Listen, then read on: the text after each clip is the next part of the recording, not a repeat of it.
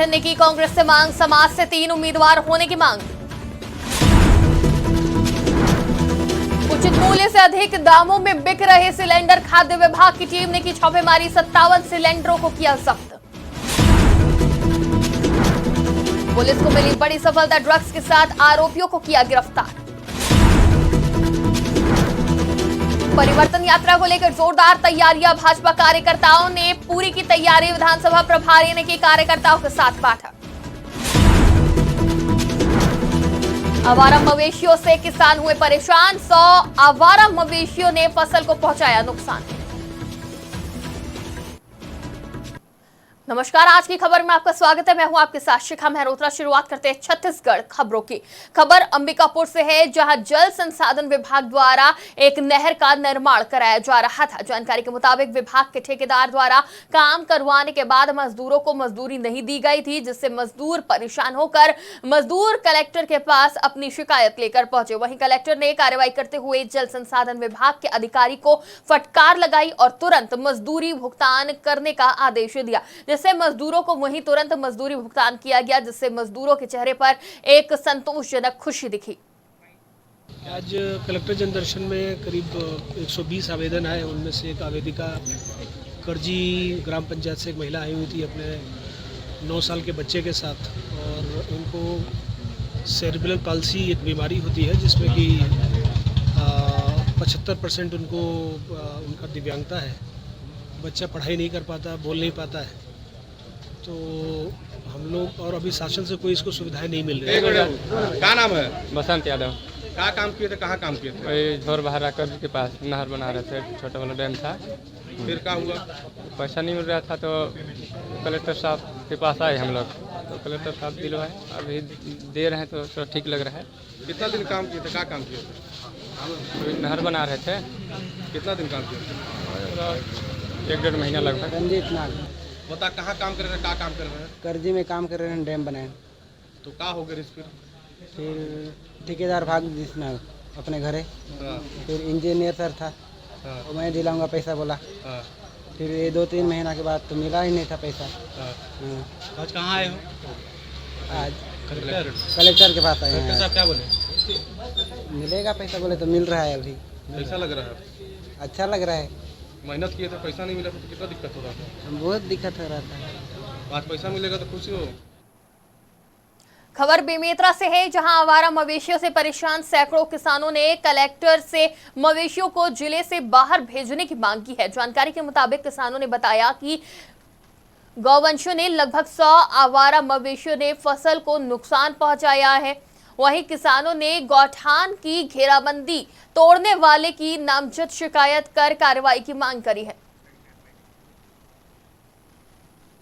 खबर बेमेतरा से है, जहां अस्पताल की लापरवाही सामने आ रही है। बता दें, पिछले 2 महीने से सोनोग्राफी की मशीन धूल खा रही है, जिसके चलते मरीजों को निजी नर्सिंग होम में ले जाकर सोनोग्राफी करवानी पड़ रही है। इसी के चलते भाजपा महिला मोर्चा ने नाराजगी व्यक्त करते हुए कलेक्टर को ज्ञापन सौंपा है और साथ ही चेतावनी दी है कि अगर 2 दिन में मरीजों को सेवा उपलब्ध नहीं कराई जाती तो महिला मोर्चा उग्र आंदोलन करेगी।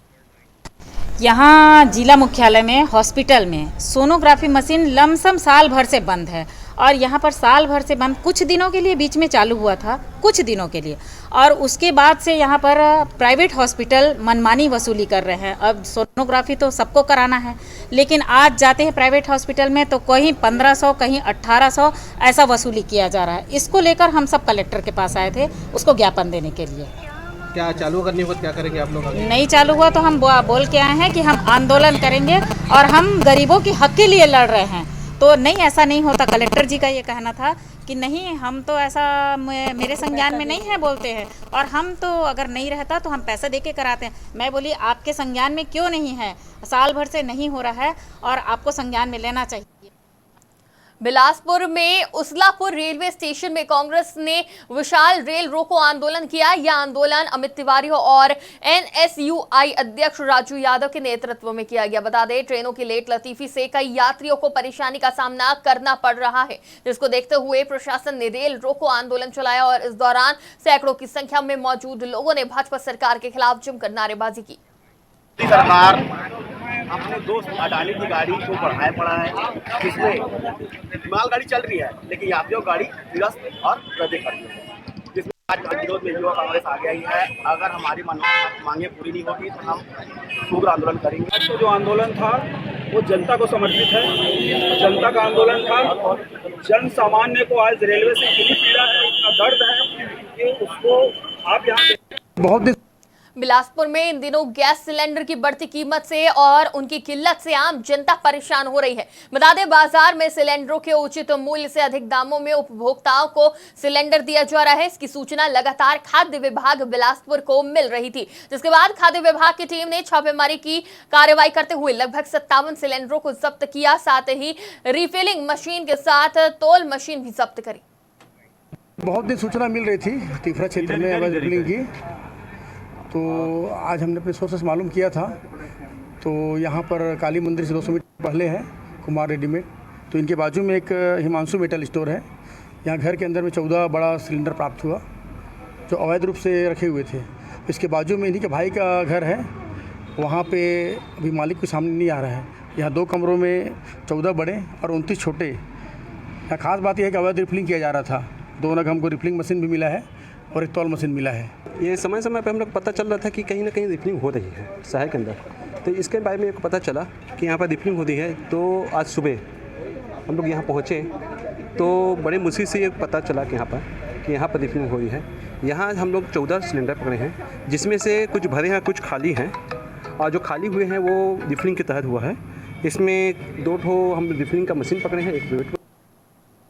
दंतेवाड़ा में केंद्रीय गृह मंत्री अमित शाह का दंतेवाड़ा दौरा कार्यक्रम रद्द हो गया। बताया जा रहा है कि गृह मंत्री अमित शाह बीजेपी की परिवर्तन यात्रा को हरी झंडी दिखाने के लिए आने वाले थे।